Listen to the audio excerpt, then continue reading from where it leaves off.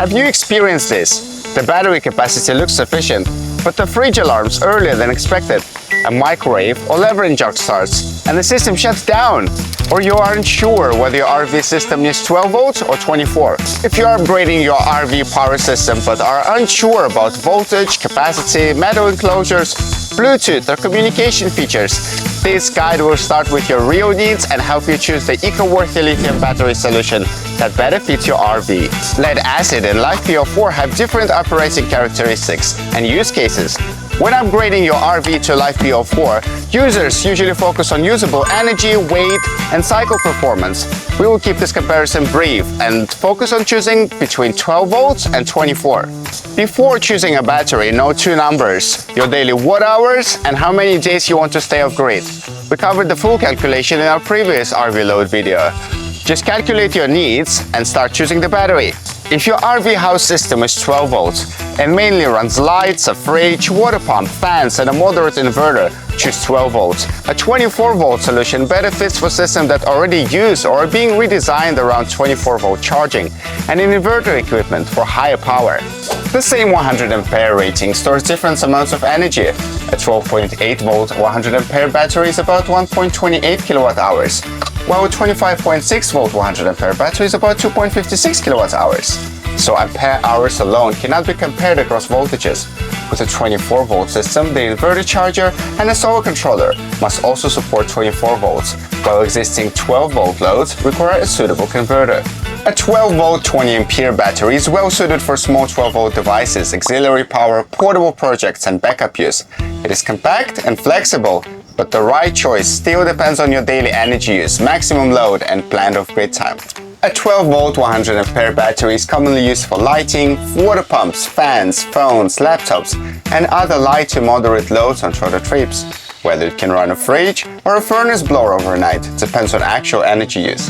For future parallel expansions, first confirm that the model supports it and follow the manual using batteries with matching specifications and conditions. The 12-volt 280 ampere and 300 to 314 ampere class better suits users who have calculated a real need for more usable energy and longer off-grid time.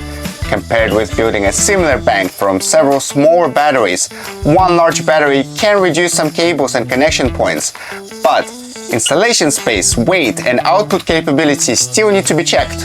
If the RV already uses a 24-volt inverter, or you're already designing the complete electrical system, a 24-volt solution may be a better fit. At the same power, current is lower on 24-volt side, reducing high current wiring demands. But this is not just a battery replacement. The charging system, inverter, the power supply, and the existing 24-volt loads must be planned together. After choosing voltage and capacity, consider the enclosure and features. Metal enclosures are often preferred for fixed mounting and structural protection, while plastic enclosures are lighter and more flexible for standard installations. Choose Bluetooth if you want to monitor SOC, voltage, and fault information, and look for temperature charge protection for winter use. Low temperature protection is not the same as self-heating, so check the specific model. At the same voltage and capacity, there are also standard and communication models. Standard model uses conventional positive and negative terminal connections and suit most RV systems, while communication models add phone-based monitoring, making it easier to check the SOC, voltage, temperature, and other battery information. Here, communication mainly refers to phone monitoring, so check the supported features of the specific model before choosing. Finally, do not confuse runtime with output capability. Runtime mainly depends on usable watt hours.